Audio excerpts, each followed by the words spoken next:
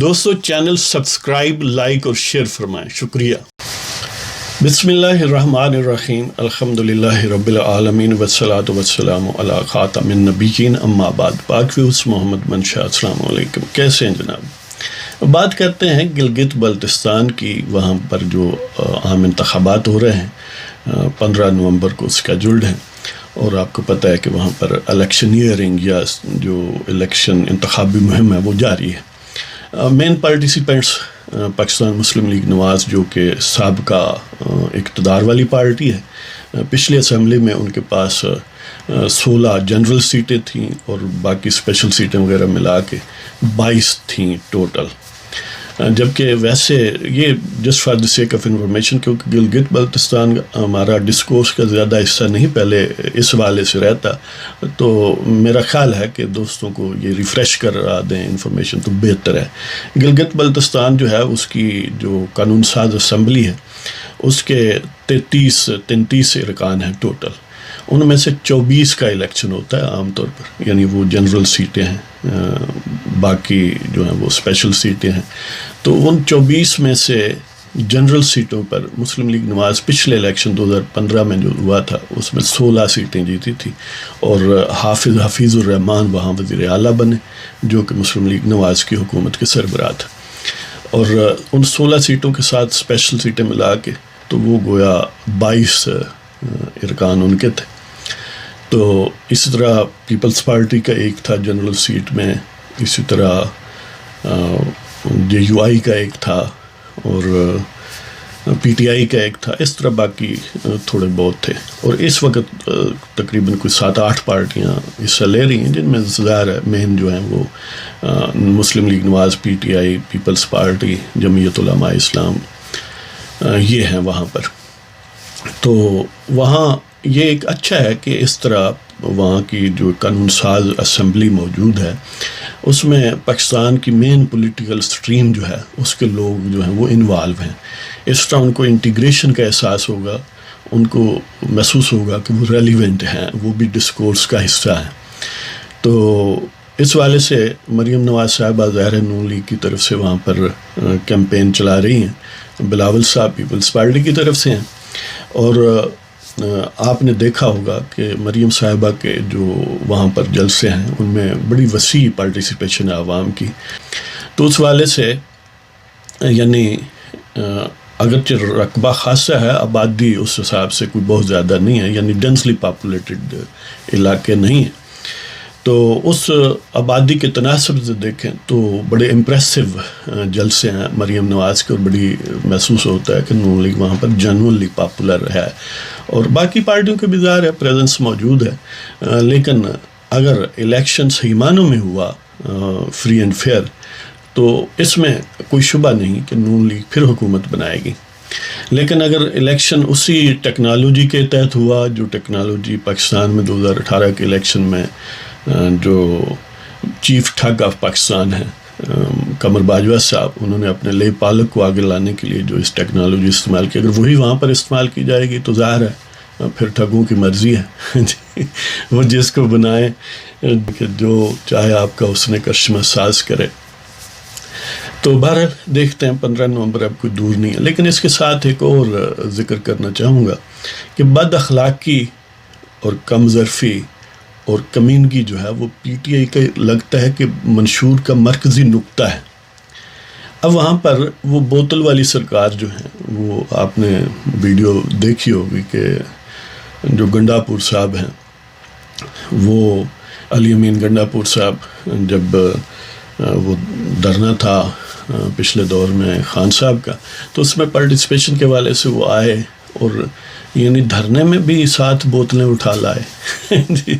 بندہ پوچھے یار کوئی تو ٹائم چھوڑ ہی دیا کریں، کوئی مخصوص اوقات رکھ لیں، یا کوئی ایسا مخصوص وقت ہفتے میں کوئی ایک بار یا کوئی۔ لیکن بہرحال آپ نے وہ منظر دیکھا کہ بوتلیں پکڑی گئیں، جو گنڈا پور صاحب جو ہیں وہ آگے آگے اور پولیس پیچھے پیچھے، یعنی دیکھ لیں ان کی لوگوں کی کیا عزت ہے۔ اور پھر وہ کہا کہ یہ شہد کی بوتلیں شہد ساتھ ساتھ اٹھائے پھرتے۔ تو اسی نے اپنی گندی زبان سے ظاہر گندی باتیں کی، ایک کم ظرف انسان سے اور وہ پی ٹی آئی کا وزیر بھی ہو تو اور کیا توقع ہو سکتی ہے. جن کے لیڈر جو ہیں، جن کے قائد، عظیم قائد خان صاحب مخالفین کو ان کے بیڈ رومز توڑنے پر تلے ہوئے ہیں، اور اپنے باجوہ صاحب ٹھگ کے ساتھ مل کر. باجوہ اصل میں چوروں کا مائی باپ ہے. پاکستان میں اس وقت جو برسر اقتدار ٹھگوں کا گروہ ہے، ان کا مائی باپ قمر باجوہ ہے، اور ان کی جو لے پالک ہے وہ خان صاحب ہے. اور پھر خان صاحب نے آگے کچھ ان کے لے پالک، کچھ اپنے لے پالک رکھے ہوئے ہیں. تو یہ گنڈا پروسی ٹائپ کی چیز ہے. تو بہرحال خان صاحب کی ویسے تو ماشاءاللہ ان کا ہر لمحہ گھٹیا پن کا ثبوت ہے. ان کا ہر لفظ بولا ہوا کمینگی اس سے ٹپکتی ہے. لیکن میں اس کا ذکر کروں گا، وہ جو نانی کا ذکر ہوا تھا کہ مریم کے متعلق وہ کہہ رہے تھے کہ میں یعنی وہ ویسے تو نانی ہے اور پتہ نہیں میں کیا کہوں گا. یعنی یہ رشتے ناتے تو بڑے محترم اور بڑے بابرکت ہیں، اور بڑے یعنی ایسے ہیں کہ جن کی خواہش کرنی چاہیے. یعنی ہماری دعا ہے کہ ہر خاتون جو ہے اس کو اللہ تعالیٰ توفیق دے، یہ عزت دے کہ وہ نانی بنے، وہ دادی بنے، وہ ماں بنے. یعنی یہ رشتے تو گویا عظمت کی اور سیٹسفیکشن اور فلفلمنٹ کی علامت ہیں، اور ہر معزز آدمی چاہے گا کہ اس کے یہ رشتے ہوں. لیکن خان صاحب نے پتہ نہیں کس انداز میں اس کو ڈپکٹ کیا جو حقیقتاً اس کی یعنی گھٹیا پن کا ریفلیکشن ہے. حالانکہ خان صاحب اگر چاہیں ویسے ٹیکنیکلی تو اب بھی نانے ہیں جی، اس لیے کہ وہ جو حضرت بابا فرید رحمۃ اللہ علیہ کے مزار کی چادر کے عنوان سے چیز چرا کے لائے ہیں، وہ بذات خود نانی ہے. تو اس کے شوہر نامدار بے شک شوہر ثانی ہوں یا جو بھی نمبر ہے ان کا، تو وہ بھی نانے ہوئے. اور اس کے علاوہ خان صاحب کی اپنی اولاد بھی ماشاءاللہ اس عمر کی ہے. یعنی ان کی بیٹی کی عمر اس وقت جو ہے وہ 27-28 سال ہے. چاہتے تو وہ اب وہاں سے بھی نانا بن چکے ہوتے. رشتے ناتے اگر ایک روایتی فیملی ہو تو یعنی اب تک وہ بن چکے ہوتے نانا. دادا بھی بن چکے ہوتے اگر ان کی خواہش ہوتی، کیونکہ ماشاءاللہ صاحبزادے بھی جوان ہیں. لیکن انہوں نے اس چیز کو ریڈیکیول کیا ہے، اس پر فوکس نہیں کیا. اپنی اولاد کہیں لیز پر دی ہوئی ہے کہ کوئی اور پالے. ویسے ریاست مدینہ بنانے چلے ہیں، لیکن اپنی اولاد جو ہے وہ کسی یہودی گھرانے یا کسی عیسائی گھرانے یا جو بھی آپ اس کو کہیں، جو بھی اب آپ جانتے ہیں کہ وہاں پر گویا وہ پرانے لوگ تھے نا، تہذیب و تمدن سکھانے کے لیے کہیں بچوں کو جو امراء تھے وہ رکھتے تھے. تو شاید اس طرح کا کوئی پہلو ہو.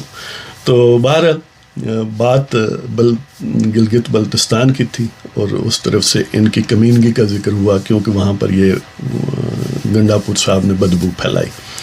تو بہرحال آپ اس پر غور کریں.